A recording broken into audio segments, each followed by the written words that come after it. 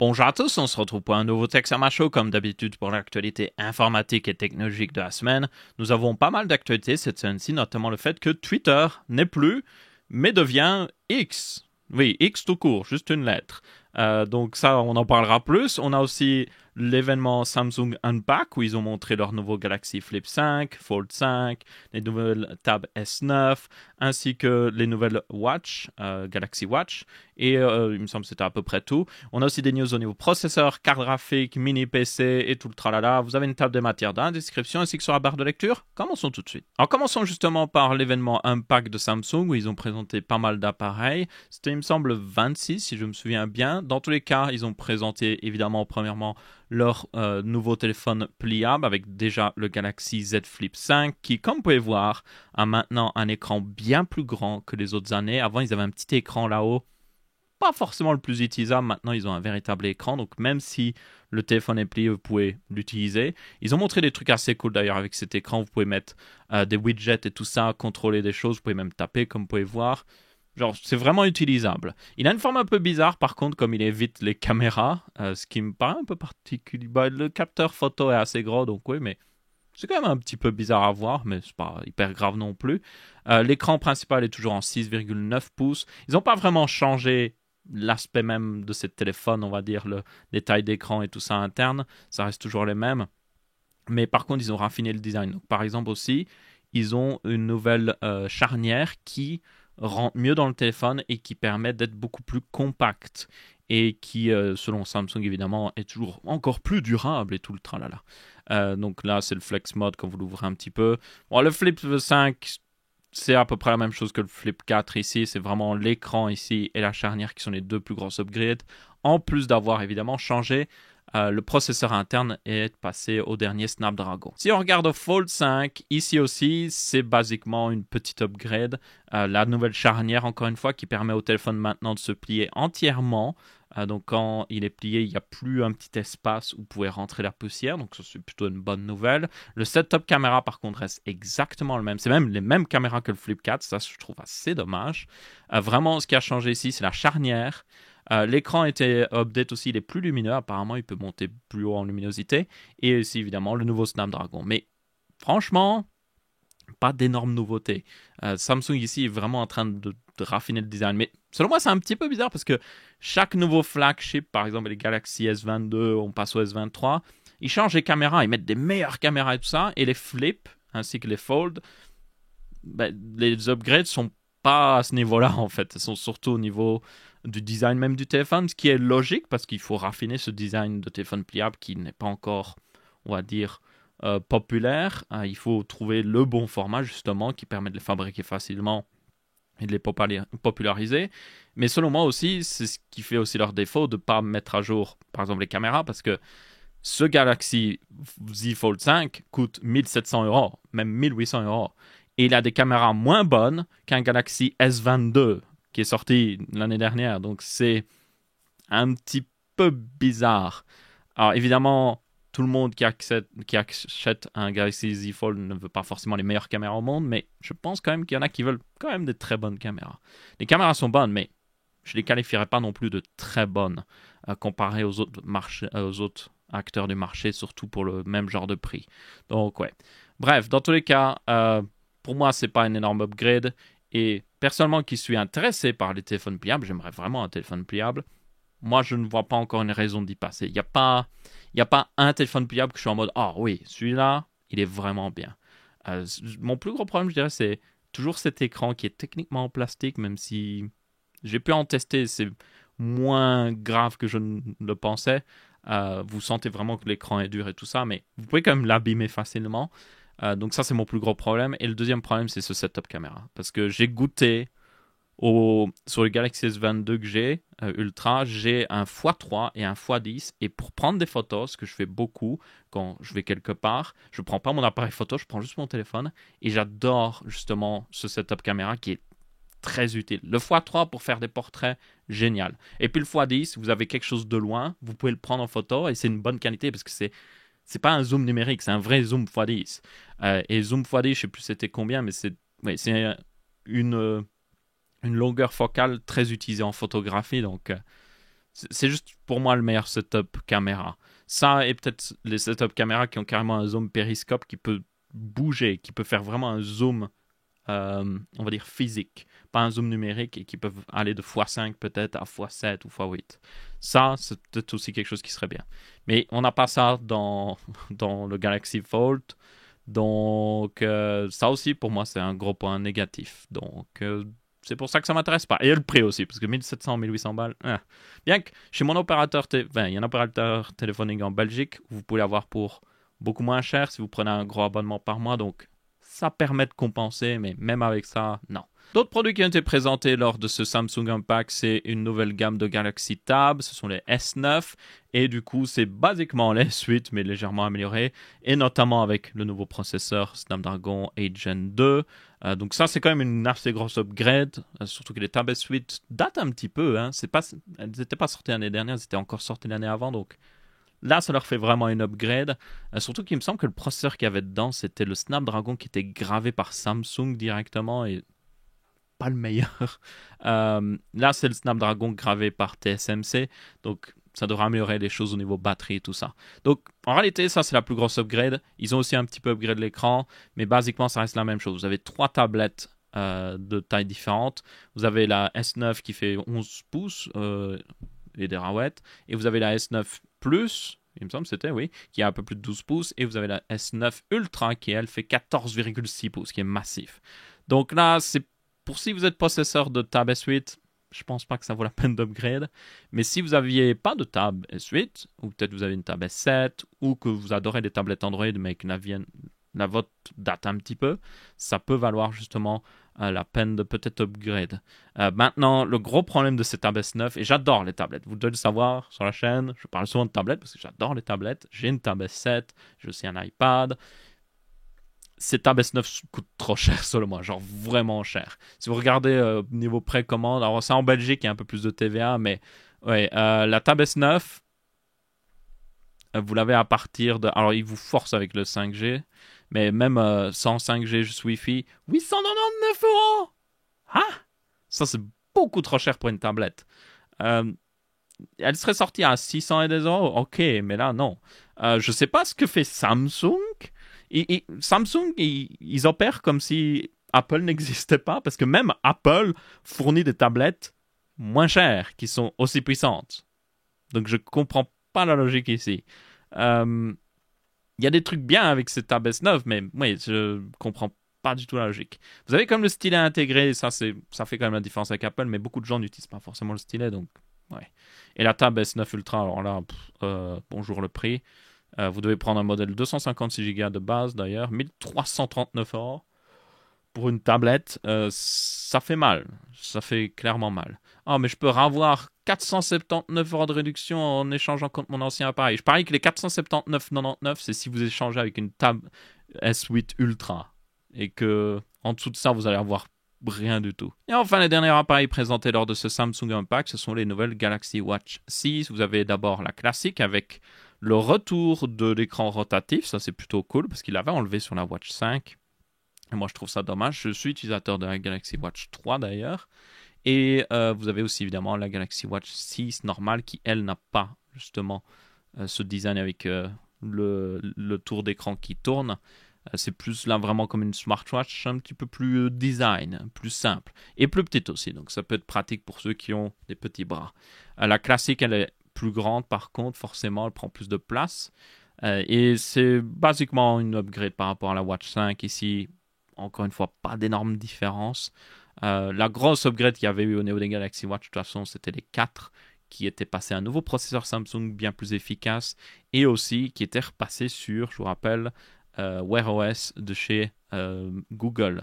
Donc là, petit upgrade. Si vous avez déjà une Watch 5, il n'y aura pas beaucoup de raisons. Mais par contre, si vous êtes comme moi sur une Watch 3, il peut valoir la peine d'upgrade. Ensuite, prochaine news, Elon Musk annonce la fin de Twitter. Eh oui. Bon, maintenant, ça va devenir X. Twitter existe toujours, c'est juste qu'il va changer de nom. Et du coup, c'est vraiment juste X. Voilà d'ailleurs le logo pour le moment.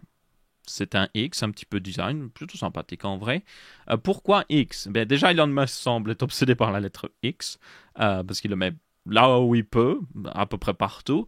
Et aussi dû au fait que je vous rappelle que Elon Musk avait une société par le passé qui était X.com, qui était basiquement un système de paiement en ligne qui avait été mergé avec d'ailleurs PayPal, parce que techniquement, pour ceux qui ne savent pas, Elon Musk n'a pas fondé PayPal, c'est d'autres personnes qui ont fondé PayPal, et puis ils se sont rejoints ensemble pour justement travailler sur PayPal, mais ils ont décidé de garder le nom PayPal parce que c'était mieux au niveau marketing. Aussi, il y a le problème que les gens croyaient que X.com était un site de... Voilà, je n'ai pas besoin de vous faire une image, je pense que vous imaginez directement qu'est-ce que ça pourrait être. Et du coup, oui, ils sont restés avec le nom PayPal. Ensuite, PayPal a été vendu à eBay et ainsi de suite. Du coup, Elon Musk a gardé le X.com. Il est en mode, oh, qu'est-ce que je vais faire avec ça? Eh bien, du coup, maintenant, il va pouvoir l'utiliser pour Twitter, apparemment. Donc, oui, Twitter devient X et il n'y a pas vraiment plus à dire, honnêtement. C'est juste un changement d'identité et ça ne change rien à la plateforme. Tous les changements qu'a fait Elon Musk maintenant sont toujours là de toute façon, que vous aimez ou vous aimez pas, mais le Twitter que vous connaissez restera toujours là. Je trouve ça un peu dommage personnellement parce que j'aimais assez bien le logo Twitter. Vous avez beaucoup d'entreprises qui simplifient leur logo et tout ça, et ça perd je sais pas, en caractère, en individualité, ça devient trop simple des fois, mais je trouve que le logo de Twitter était toujours très reconnaissable malgré le fait qu'il était ultra simple en fait. Donc ça va me manquer de plus avoir ce petit logo Twitter en réalité. Donc ouais, mais bon, ça va devenir x.com et ma foi, si vous n'êtes pas content, vous pouvez rien faire en fait. Et d'ailleurs, en parlant de Twitter ou de X si vous préférez, il faut évidemment parler de Threads qui était le concurrent annoncé par Facebook de Twitter, ou X si vous préférez encore une fois, et qui du coup, petit update après son lancement, forcément beaucoup de gens étaient intéressés en mode wow, c'est quoi Threads? Je vais l'installer, je vais essayer. Donc il y a eu énormément d'utilisateurs les premières semaines, et maintenant l'application aurait perdu 70% de ses utilisateurs actifs, qui est quand même pas mal. Après, ils ont toujours une quantité raisonnable d'utilisateurs. Ils en ont 13 millions pour information, comme vous pouvez voir ici. Mais Twitter ou X en aurait plus de 200 millions encore à l'heure actuelle. Donc, pas près de vraiment concurrencer Twitter. Même si, forcément, il y a une baisse juste après le lancement, il faudra tenir compte que même si ça reprogresse après, passer de 13 millions à 200 millions, ça va prendre énormément de temps. Donc, yep. Je pense que le plus gros problème de Threads, en vrai, c'est plus ce qui est Facebook derrière. Si Threads était fait par une entreprise beaucoup plus respectée par les gens, je pense qu'ils auraient eu encore plus d'utilisateurs et surtout, ces utilisateurs seraient certainement restés. Donc, oui, on verra bien quoi qu'il arrive. Vous avez aussi TikTok qui permet de faire des posts textuels maintenant, donc tout le monde s'y met. YouTube le faisait déjà depuis un moment, mais juste pour dire, il n'y a pas juste Twitter pour le texte quand on y pense. Et Twitter eux-mêmes avaient été de plus en plus vers les photos et les vidéos. Et même Elon Musk a incité des créateurs de contenu comme MrBeast à poster leurs vidéos sur justement Twitter. Bon, maintenant X. Et du coup, c'est assez marrant de voir que tout le monde tout se mélange, tout le monde se copie. Donc, enfin, on verra bien qui survivra à la fin. Je pense que Twitter, ou plutôt X, continuera d'être très populaire parce que il y a juste tellement d'utilisateurs dessus et c'est différent des autres plateformes, donc forcément gardera toujours en popularité. Ensuite, une petite news qui peut paraître pas importante, mais vous avez l'Allemagne qui va mettre 22 milliards de dollars dans la production de microprocesseurs en Allemagne justement, et les plus gros profiteurs de ces 22 milliards devraient être Intel, TSMC et d'autres compagnies, ainsi que des compagnies en Allemagne. C'est évidemment très important parce qu'à l'heure actuelle, la plupart des microprocesseurs qu'on a sont fabriqués à Taïwan, et puis quelques-uns un petit peu en Corée du Sud avec Samsung, et un petit peu aussi en Chine.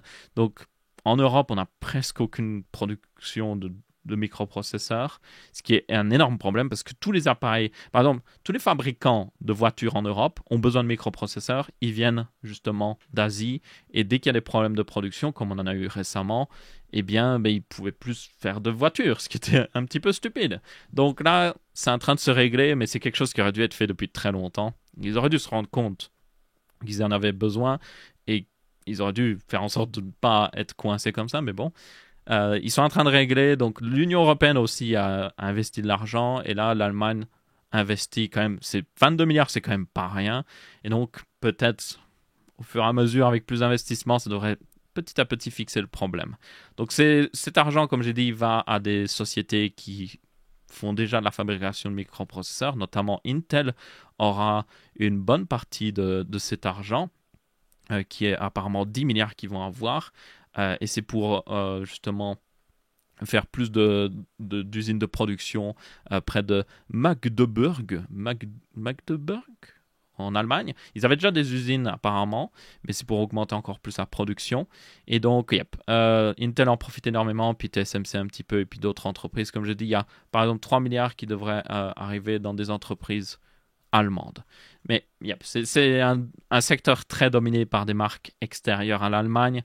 Donc ils sont un petit peu obligés de donner littéralement de l'argent à des marques extérieures pour les faire venir en Allemagne pour avoir la production domestique. Pas trop le choix en réalité. Maintenant, il y a fun fact, un truc que je tiens quand même à noter, c'est que vous pourriez vous dire, l'Europe du coup est totalement dépassée, ils n'ont aucun, au niveau technologique, assez bien en réalité au niveau ordinateur, mais il faut quand même noter que par exemple, les machines à lithographie qui sont utilisées par TSMC, ces machines hyper avancées qui permettent de graver des processeurs en 4 nanomètres, sont fabriquées aux Pays-Bas. Donc en réalité, l'Europe aurait les capacités de faire ce genre de choses. C'est juste qu'ils n'ont pas forcément le savoir-faire, l'expérience. Donc c'est pour ça qu'ils veulent donner cet argent à TSMC notamment, faire des usines en Europe et amener l'expérience en Europe. Amener des employés de chez TSMC en Europe, former des Européens pour faire justement ces processeurs ultra avancés. Donc on verra ce que ça donnera, mais c'est hyper important ça. Vraiment, les trucs les plus importants dans les décennies à venir, c'est microprocesseurs, l'eau, juste de l'eau potable, ça va être de plus en plus rare. Vous pouvez tenir compte de ça. Donc là, le Canada, vous êtes très bien. Si vous êtes au Canada, vous êtes québécois, vous êtes dans le meilleur pays à ce niveau-là. Et quoi d'autre? Aussi juste, il va faire de plus en plus chaud. Donc à mon avis, si vous êtes dans un endroit où il fait pas trop chaud, vous serez mieux dans le futur. Ensuite, on a une news qui concerne Dolphin, qui est un émulateur de jeux GameCube ainsi que Wii, qui, pour information, devait éventuellement sortir sur Steam cet été. Donc ça aurait été assez notable, parce qu'il me semble que ça aurait été le premier émulateur à sortir justement sur Steam. Mais évidemment, le problème, c'est que Valve avait quelques réserves, donc ils ont décidé de demander ce qu'en pensait Nintendo, et là, Nintendo est en mode, ouais, si vous postez ça, on va faire une requête DMCA et enlever la page Dolphin du store Steam. Donc là, Valve a dit basiquement à l'équipe de Dolphin de trouver un arrangement avec Nintendo, ce qui est assez raisonnable, et du coup, ça va être compliqué de trouver un arrangement parce qu'on sait très bien ce que Nintendo pense de l'émulation. Enfin, sauf quand ça les arrange. Ils n'aiment pas l'émulation, sauf quand c'est eux qui le font pour se faire de l'argent. Parce que ça, ils le font totalement. Même au point même de reprendre des ROM, donc des jeux qui ont été, on va dire, hackés par des gens, ou plutôt qui ont été récupérés sur des disques ou autre chose. Ils en ont pris sur Internet de gens pour eux les poster eux-mêmes ou les mettre en vente sur justement leur plateforme. Donc c'est juste pour dire que Nintendo, ça les arrange pas, sauf s'ils peuvent toucher l'entièreté de l'argent. Je me souviens toujours, et je m'en souviendrai toujours, qu'ils avaient fait un programme YouTuber où si tu voulais jouer, si tu voulais avoir le privilège de jouer à un jeu Nintendo sur YouTube et faire de l'argent, tu devais donner 40% de tes revenus à Nintendo. Je me souviens toujours de Nintendo. Je vous aime bien, vous avez des très bons jeux. J'aime bien la Switch, mais des fois, vous êtes... Vous devriez être un petit peu plus relax là-dessus. Enfin bref, du coup, Dolphin ne pourra pas sortir sur Steam. Ça changera en fait que Dolphin continue d'exister. Il y a peu de chances que Nintendo les attaque en justice, dû notamment au fait que Nintendo veut les attaquer sur le fait que ils argumentent que Dolphin est un programme qui a été créé pour outrepasser, je devrais dire, des sécurités, donc notamment les sécurités qui sont mises sur les jeux Wii, qui sont normalement chiffrés, et y accéder. Mais Dolphin n'est pas vraiment ça. Dolphin est un émulateur. Et par exemple, les jeux GameCube qui ne sont pas chiffrés, vous pouvez les émuler. Donc là, ils n'outrepassent pas des protections vu qu'il n'y a aucune protection. Et puis aussi le fait que Dolphin est très utilisé par des communautés de modeurs pour faire des jeux Wii. Donc c'est des jeux originaux qui ont été créés par des gens en fait. Donc pas forcément pour contrecarrer ou outrepasser les sécurités de justement Nintendo. Et aussi le seul bout de code dans l'émulateur Dolphin qui existe, qui vient de Nintendo, ce sont des clés basiquement qui permettent de déchiffrer les jeux, oui, pour les lancer. Et ces clés, ben, vous pouvez pas vraiment copyrighter une clé de déchiffrage, c'est pas très logique. Vous pouvez copyrighter du code, mais juste une clé, non, c'est pas possible. En tout cas, ça n'a jamais vraiment été fait, et donc ça ne tiendrait pas en cours de justice certainement. Surtout aussi du fait que, comme j'ai dit avant, Nintendo voudra attaquer en justice sur le fait que cet émulateur outrepasse des sécurités et que c'est basiquement le but de Dolphin, mais c'est pas vraiment le cas. C'est pas ça le but de Dolphin. Le but de Dolphin, c'est d'émuler des jeux. Et ce serait le seul truc où il pourra attaquer l'émulateur. Si l'émulateur ne fait qu'émuler des jeux et que c'est prouvé en cours de justice, c'est pas une raison de les faire bannir, par exemple, sur le territoire américain et tout ça. Donc, très une histoire de droit et tout ça, mais juste pour dire, Nintendo a peu de chances d'attaquer Dolphin. Dolphin va continuer d'exister. Et selon moi, enfin, c'est même... Le truc, c'est que les émulateurs, on en a besoin. Si vous regardez les Nintendo 3DS, maintenant, le eShop Nintendo 3DS n'existe plus. Donc, ça veut dire qu'il y a des jeux sur ce eShop que vous ne pouvez plus jouer. Même que vous avez peut-être acheté, vous ne pouvez plus y jouer. Le seul moyen d'y jouer, c'est avec de l'émulation. Donc, c'est juste pour prouver que on a besoin de ça. Et je dirais même que, selon moi, si une entreprise décide de ne plus rendre un jeu disponible, n'importe quoi, un jeu en ligne ou autre chose, si ce jeu ne reste pas disponible ou il ne le rend pas disponible d'une manière ou d'une autre pendant peut-être 5-10 ans, la communauté ou les gens devraient avoir le droit de tout simplement le récupérer, de l'héberger eux-mêmes ou autre chose. Il faudrait qu'on ait un droit comme ça parce que selon moi, c'est juste stupide en fait. Vous avez plein de jeux qui tombent dans l'oubli à cause de ça en fait. La plupart des jeux qui sont sortis, vous ne pouvez même plus forcément y jouer, on va dire, légalement en fait. Parce qu'il n'y a plus assez de consoles et tout ça. Les consoles sont en train de mourir petit à petit, mais les jeux sont toujours là. Donc, oui, on a besoin de l'émulation et Nintendo devrait... Ben, Nintendo comprend qu'ils ont besoin de l'émulation parce qu'eux-mêmes l'utilisent sur la Switch. Ils émulent des jeux d'anciennes plateformes pendant qu'une mouche est en train de se balader sur mon micro. Mais voilà, eux, ils voient ça comme une perte monétaire et tout ça. Et c'est stupide parce que ben, s'ils n'ont aucun plan de ressortir ces jeux de toute manière et qu'ils ne donnent aucune option aux gens pour jouer à ces jeux-là, mais ils n'ont pas perdu d'argent. C'est juste les gens qui ont perdu accès à un jeu. Et en plus, encore une fois, sur la Nintendo 3DS, la New 3DS, des gens ont acheté des jeux qui ne peuvent plus accéder à l'heure actuelle. Donc, c'est juste pour dire. Ensuite, nous avons plus de news sur ce Ryzen 7 7500F. Je pense qu'ils ont fait un typo dans le titre ici. C'est clairement un Ryzen 5 7500F. Oui, là d'ailleurs c'est différent. Bref, ce fameux 7500F qui est un processeur selon moi très intéressant, qui est basiquement un Ryzen 5 7600, mais avec une très légère fréquence plus basse, mais moins cher aussi. Et on avait vu par le passé que c'était une exclusivité pour la Chine. Et bien apparemment, ce n'est pas une exclusivité pour la Chine. Ce processeur sera techniquement disponible en Europe, mais pour les intégrateurs, donc les fabricants de PC et tout ça. Après, il faut le savoir, par le passé, certains processeurs qui étaient seulement disponibles pour des intégrateurs ont quand même fini sur le marché. Et certains sites de vente les vendaient quand même.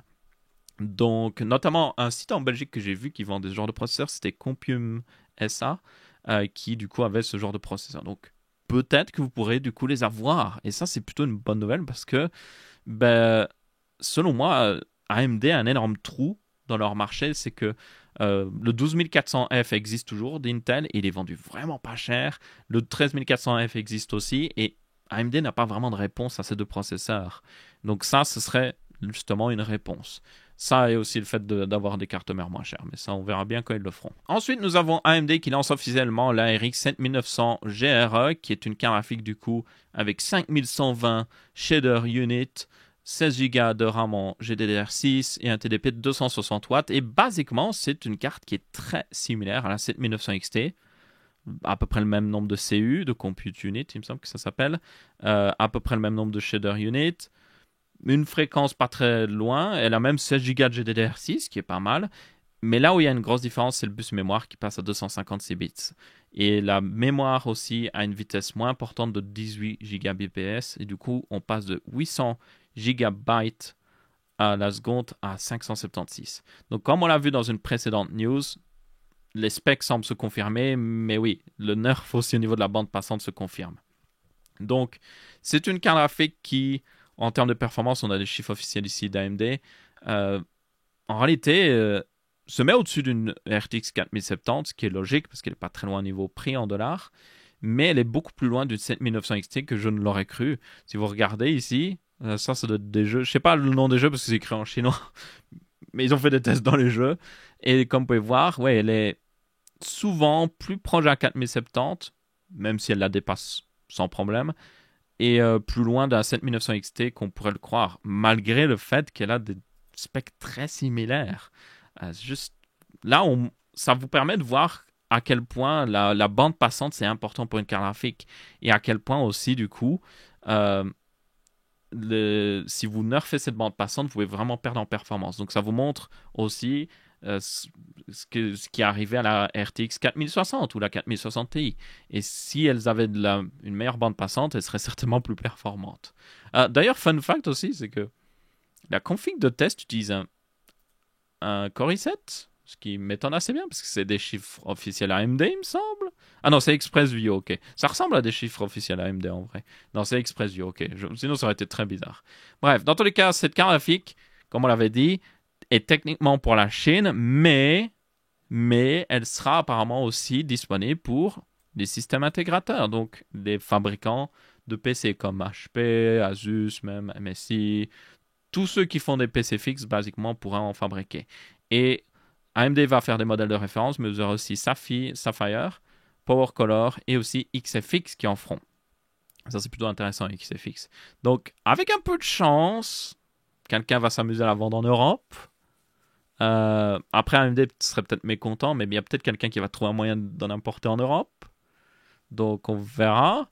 Mais oui, c'est possiblement ce qu'on a de plus proche d'une 7800 XT, en fait. C'est basiquement une 7800 XT, même.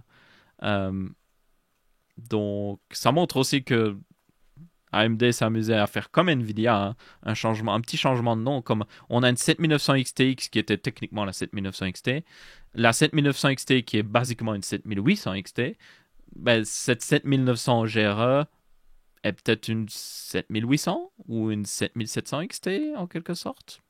Ça dépend comment vous le voyez. Mais les noms ont un peu changé.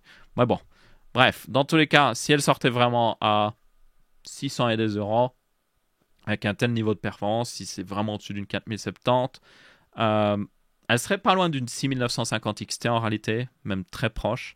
Mais bon, l'avantage c'est qu'elle consomme moins, donc ça pourrait valoir la peine. Et aussi évidemment, vous avez une architecture plus moderne, donc meilleure performance aussi dans les jeux ray tracing et tout ça, donc ça vaudra la peine. Ensuite, nous avons AMD qui a annoncé un nouveau processeur mobile qui est le Ryzen 9 7945 HX 3D. Et comme le 3D l'indique, et vous devez le savoir, c'est que vous avez un cache 3D sur le processeur. Et c'est le premier processeur mobile, du coup, à avoir un cache 3D. Donc il a 16 cœurs, 32 threads, il peut booster jusqu'à 5,4 GHz. Il a du coup 144 MB de cache 3D et un TDP de 55 et plus watts. Il peut monter plus haut, techniquement.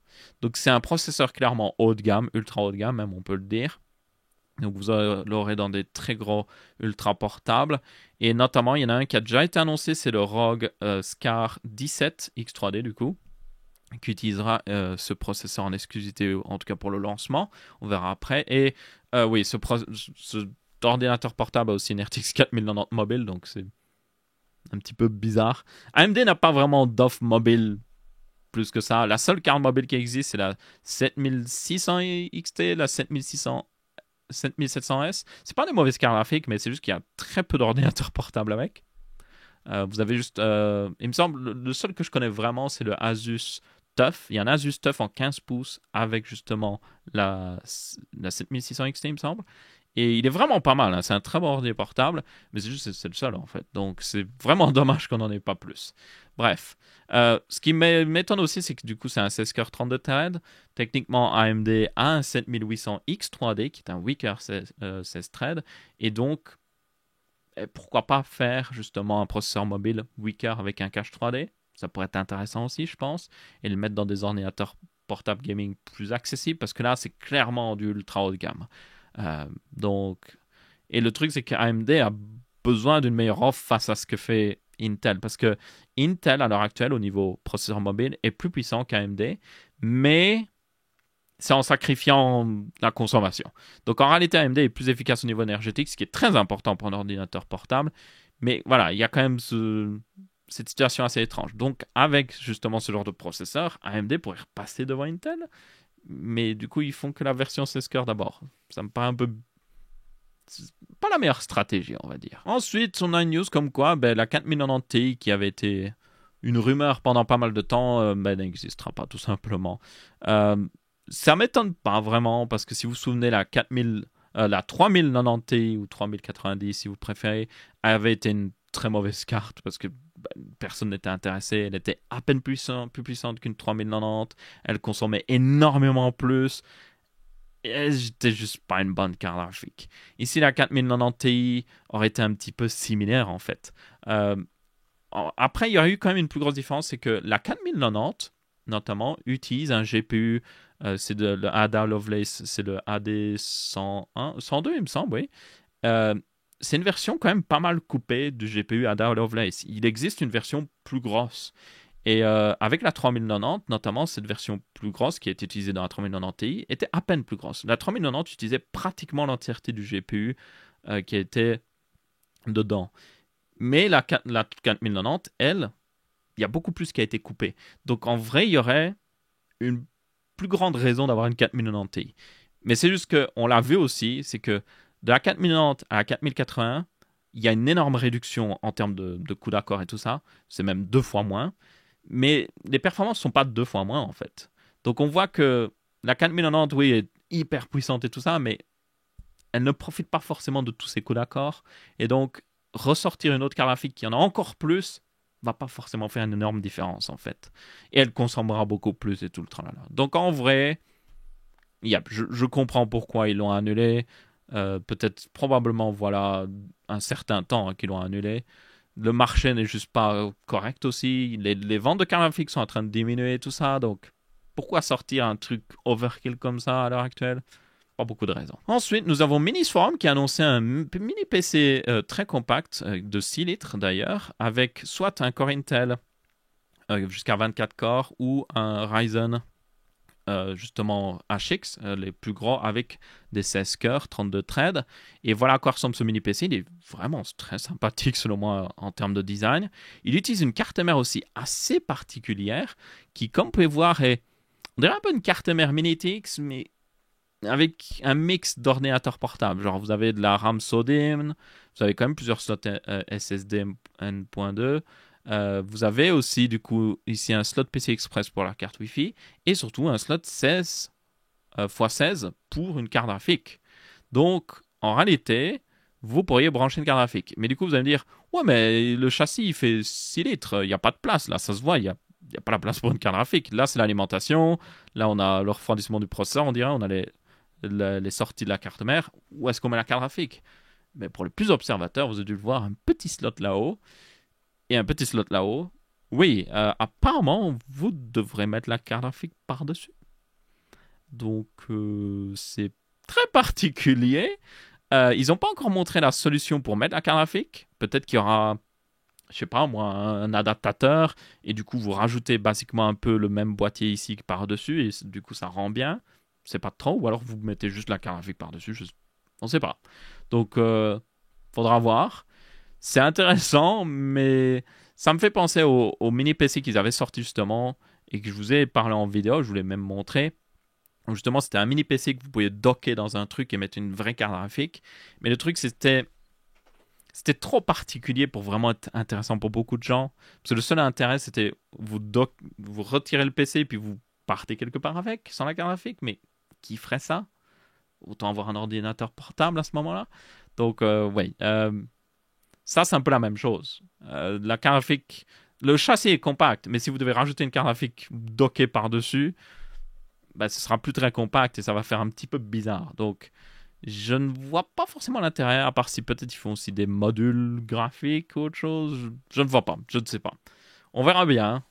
Une chose est sûre, c'est un châssis ultra compact par contre. Comme vous pouvez voir à côté avec la souris, même la manette de PS5, c'est pas très grand. C'est vraiment pas très grand. Si vous mettiez une 4090 par-dessus, elle dépasserait largement du PC. Et genre, ce serait même à se demander qui est branché sur qui. Est-ce que c'est la carte graphique qui est branchée sur le mini-PC ou est-ce que c'est le mini-PC qui est branché sur la carte graphique?